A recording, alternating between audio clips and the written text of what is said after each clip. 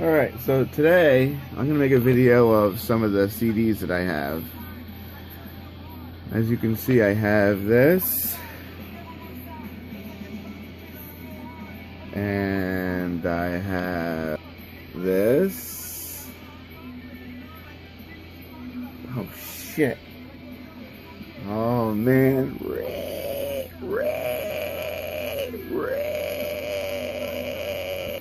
Obviously this shelf isn't as big as the other one.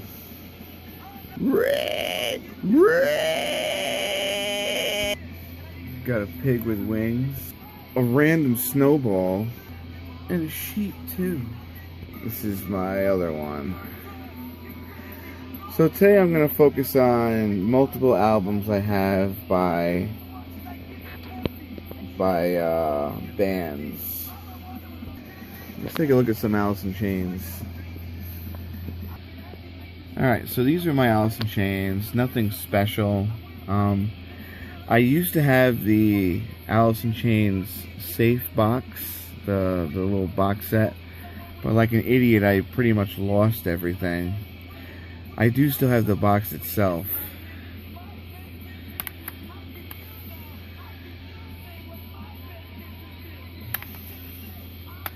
This was my very first Jar of Flies. This is an original. It was bought used at a flea market, and someone, I guess, took out the fly that used to be inside the case. Used to be a fly inside. 1992 Dirt. 1990s Facelift. I've been listening to this one a lot lately. I have a second one. It's in my car. I'm not too keen on this one. This one's alright. I think I got this over at a Caldor right before they closed or something. It's funny because it's hard to choose between my favorite, and it's between an album and an EP, Sap and Dirt. What do you think? Let's see, what do we got next? Let's see. We will take a look at some... How about the Cannibal Corpses that I have?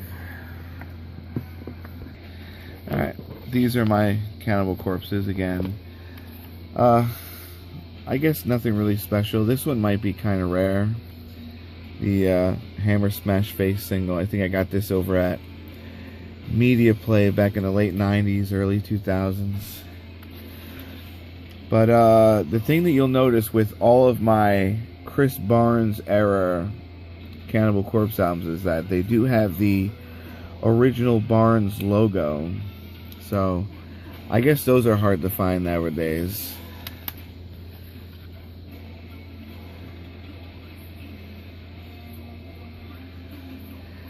I know there's a lot of finicky people out there that hate to get Cannibal Corpse shirts of the original Barnes era and have it with the new logo. Especially Frank Morphus. He hates that shit. Original Barnes logo. So, we got Butchered at Birth, Tomb and Mutilated, which is an excellent album. But my personal favorite is the one that they call the pop death metal, the Bleeding, which is very groove induced. I like groove metal a lot. Big Pantera fan, so I like metal you can move to. This is the Live Cannibalism. I got this in 2000. It's alright, I guess. I'm not really a big George Fisher fan. I mean, I give him all the credit in the world.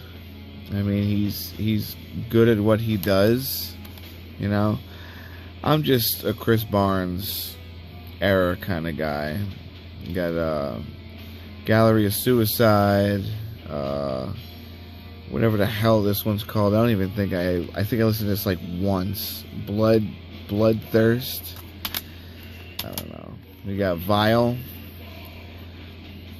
which is George Fisher or Corpse Grinder's first Cannibal Corpse. And we have the original Eaten Back to Life. It's pretty cool. Yeah, the bleeding is my shit. Alright, what is next? Let's not count out the other shelves. Well, Morbid Angel, God of Emptiness is on, so let's check out some Morbid Angel. Again, nothing really special. This and these were my two first Morbid Angels. I had gotten them at the same time. Believe it or not, as a graduation present, which made me laugh. So that's the Covenant and Domination, which Domination is one of my favorite covers. It's very colorful. It pops. It would make a great tattoo. Pogo actually has the shirt of Domination. Not exactly that cover, but it has all the great coloring and things like that. So then we got Formula's Fatal to the Flesh, which I believe came out in 1998. And the new singer came aboard on here. I don't know any of their names. I never really got really deep into Morbid Angel, but I knew what I liked. This I had gotten at Rock Fantasy, which is a live CD. I'm not sure if it's rare or not. I had gotten it possibly in 1996. No, it couldn't have been 96 because I graduated in 1998. So I probably got this in 98 or 99 at Rock Fantasy. And this one has the song, well, you know, the title of the album, Blessed Are the Sick. The video for Blessed Are the Sick I love so much. The video is if you haven't checked it out, you should definitely check out Blessed Are the Sick. It's such a classic death metal video that would force parents to turn off the TV because they fear that their child is worshiping Satan. And we have their debut album, Altars of Madness. I believe this was 1989. I'm looking for the year, and I'm also trying to focus on this as well. Maybe the year's inside.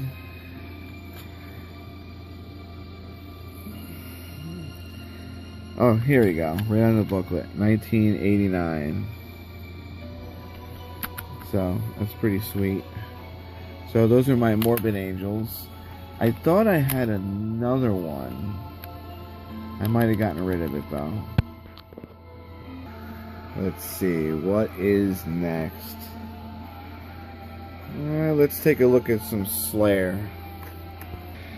This is my pile of Slayer. Big surprise. It's pretty big. This is the Show No Mercy debut, 1983. I got this used at Rock Fantasy, I believe, back in, oh god, I was still in school. So I'd say 1996 I had gotten that. Same thing with this album. I got this shortly after it came out. Undisputed Attitude, which is, believe it or not, one of my favorite Slayer albums. I really don't like punk music. I have this tattoo on the side of my head. except it says Sin instead of Slayer. But I don't like punk music, but I love this album so much. It's just very angry, and they put their own spin on all the punk covers. This is Seasons in the Abyss, 1990. This is, I believe this is Pogo's favorite. Pogo likes this a lot. He just posted some stuff on metal shirt collectors and record and CD collectors today. I guess I had gotten this from BMG. You remember them? You buy 12 CDs for a penny. Haunting the Chapel. This is another one that I had gotten used at Rock Fantasy. And whoever got it before me obviously got it at the wall.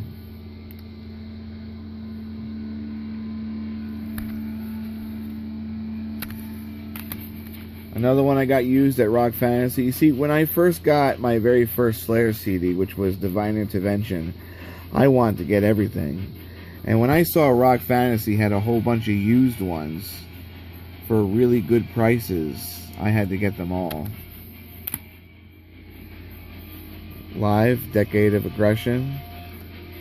I believe this is 1991. Double disc.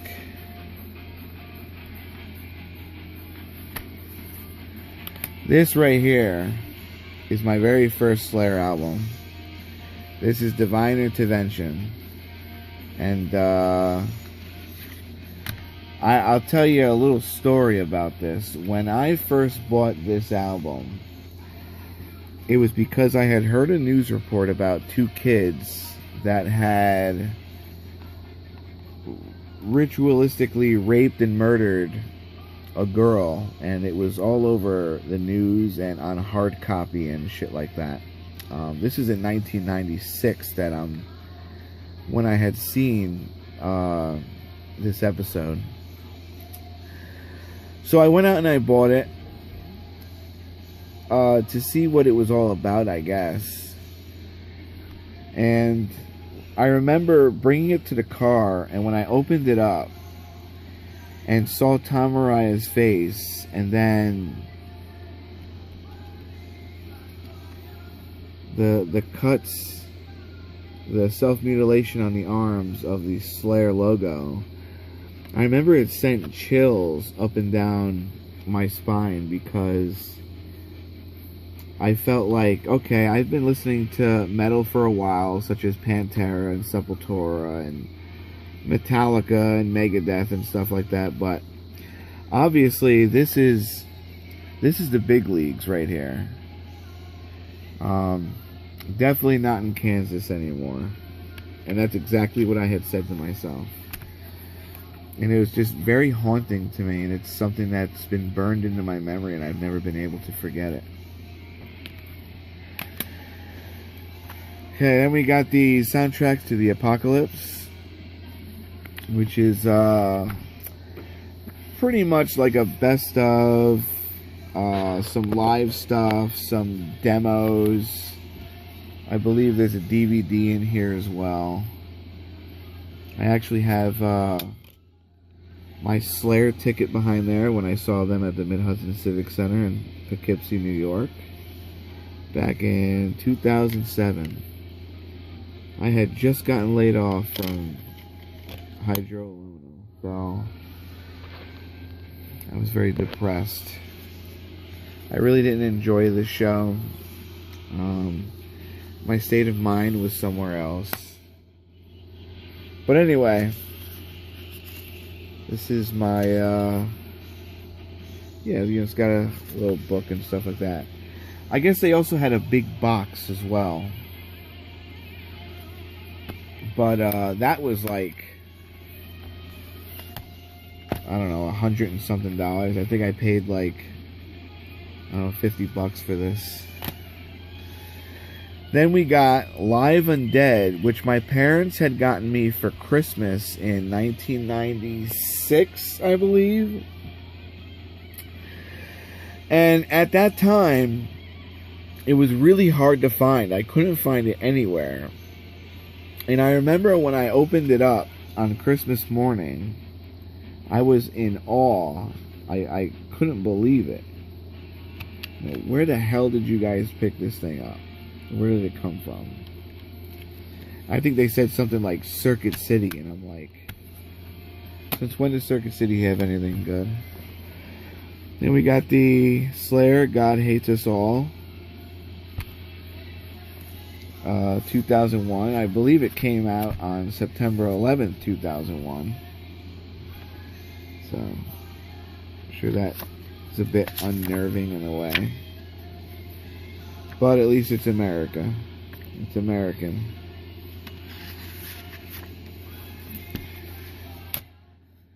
Then we got Diablos and Musica. I remember me and Pogo actually went with my mom to go pick this up in Middletown the day that it came out in 1998. We were both still in high school.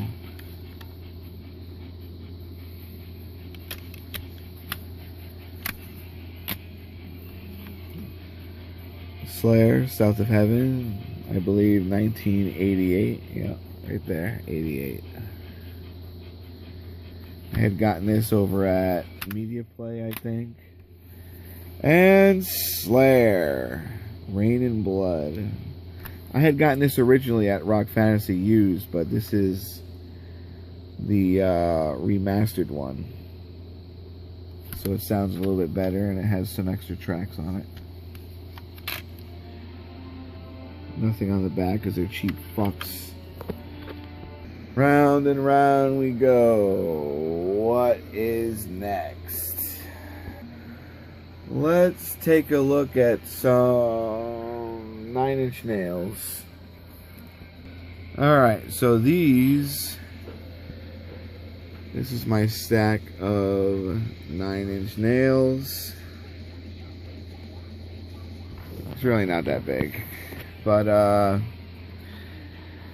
try to use the Spaceballs effect. So we got With Teeth. This was 2004, 2005, I believe. Got the sticker or postcard. I think it's a sticker. I like 3 songs off of that. Then I got a lot of singles. The Closer to God. The Things Falling Apart, the remix to The Fragile.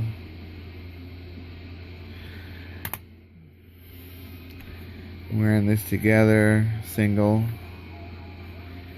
Import from Holland. March of the Pigs import, part 2. Made in England. $8.99 I paid for this fucking thing? Good lord. Probably worth a lot more now anyway, though. March of the Pigs. This is probably the first CD.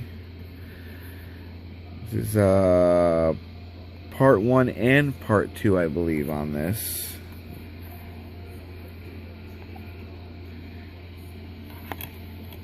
Yeah. Yeah, so this is March of the Pigs 1 and 2. Halo 7.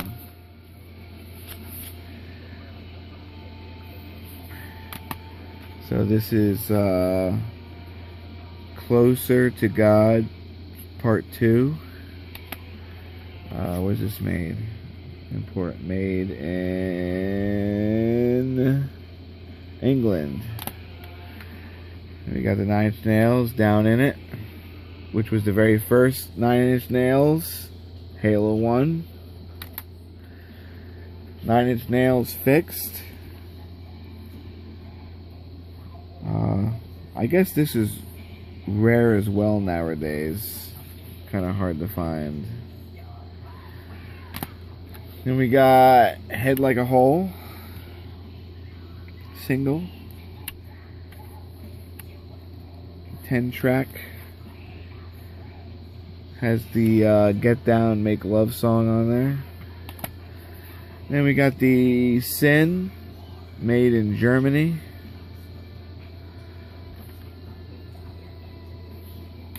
I almost didn't buy that one. And an old friend of mine, Justin Posner, he was like, you gotta buy that. Okay, Closer to God, the 1 and 2 discs.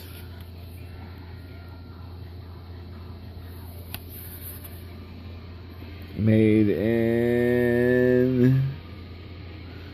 God, they're starting to fade away. I can't even see what that says. This was a free thing, I think. Some live disc. I never even opened it. This is a CD that I made. It's the Closure Part 2 video set I made into audio. 9 Inch Nails Broken, which does not include the mini disc, which really pisses me off about how James Lamb buys Pogo a fucking used 9 Inch Nails disc, and the fucking thing had it in there, and they're pretty damn rare. Then we got Rusty Nails, which I believe I had gotten from Rhino Records. Just like a big mix. And we got Further Down the Spiral, the English edition. The English edition. Oh, made in Great Britain. This one has a track, Hurt Live, which sounds just like the video. 9 Inch Nails, Downward Spiral, the deluxe edition.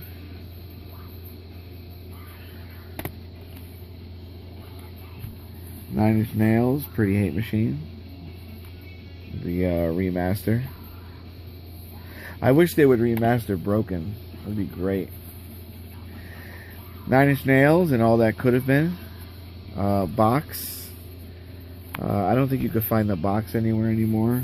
It's probably pretty expensive on eBay, but I could be wrong, because I thought that the original 94 Metallica box set would be expensive, but it really isn't.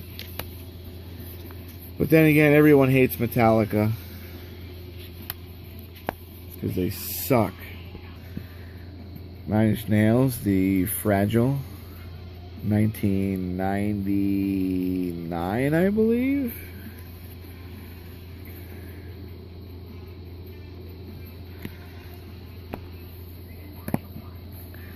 The Perfect Drug single, which I never opened.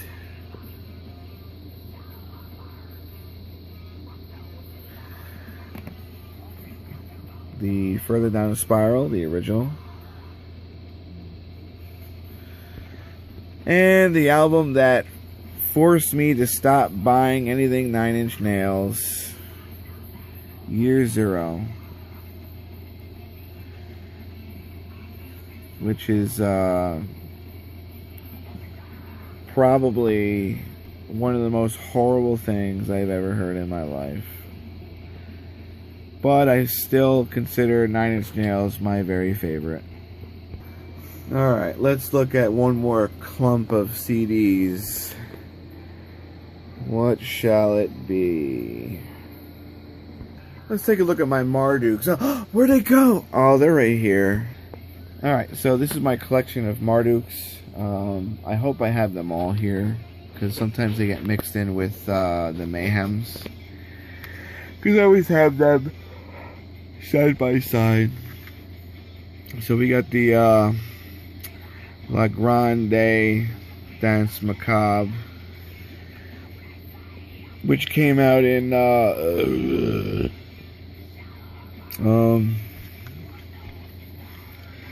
I believe it came out in 2003, something like that. And we got this one, Day of Darkness, I guess 1998. I got this at Rock Fantasy. A lot of my black metal albums I got at Rock Fantasy. And a lot of them are just really crudely made. Like, that looks like a goddamn burned CD. And we got my very first Marduk, which is an EP. Glorification. I like the first track on it. It's pretty sick.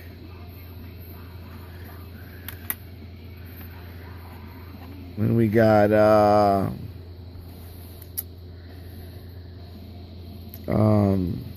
Obedience. I got this at Rock Fantasy as well.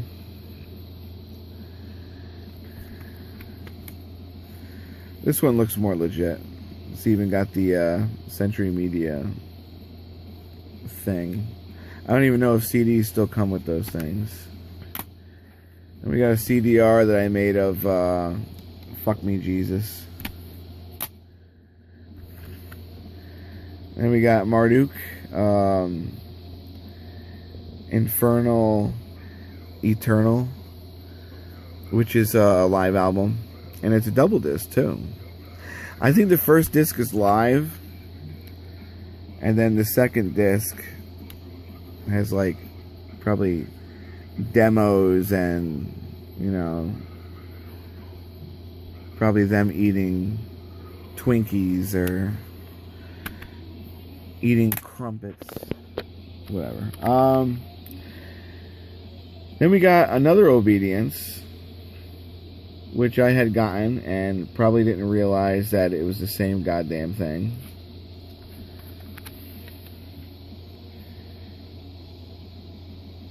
So, let's see if the track listing is exactly the same. Where is it? There it is. Oh, this one has more songs. This one has 3. This one has 6. But the first 3 are right here. So there's extra songs. Funeral Bitch. Funeral Bitch.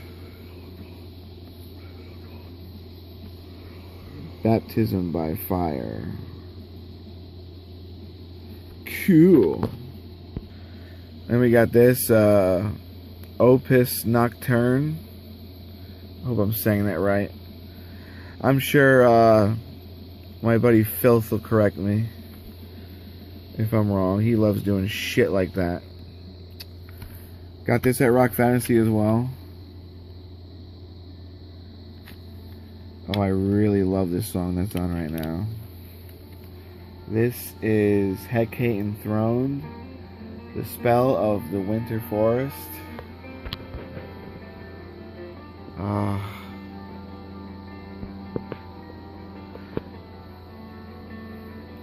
I remember I played this song the day of my friend's mother's funeral, kind of like as an homage or a dedication, because it's very spiritual in a way. And we have World Funeral, which is also another double disc. It's got this shiny side as opposed to being clear or black with the raised up lines. I believe this one's a live album as well. I thought it was a double disc, but it's just really heavy. It could be. It might be a regular album. I don't know. I really haven't listened to Marduk in a while, but I really should. And now it's time to look at a special oddity. Those things that you don't really see that often. This is a Marilyn Manson Gods of Fuck box that I had gotten at either it was the Wall back then or FYE. I think it was the Wall. Limited edition box set includes the Beautiful People CDs 1 and 2, Sweet Dream CD, hardcover book, and exclusive gifts. Made in England. Let's open it up. So upon opening, I have a shirt. And here's some of the CDs. They included a syringe. I'm not really sure why they would do that. But I think it was a pen, and I put a paper clip in there. Let's see what else they got. Okay, here's the ink cartridge for the pen. Okay, so we got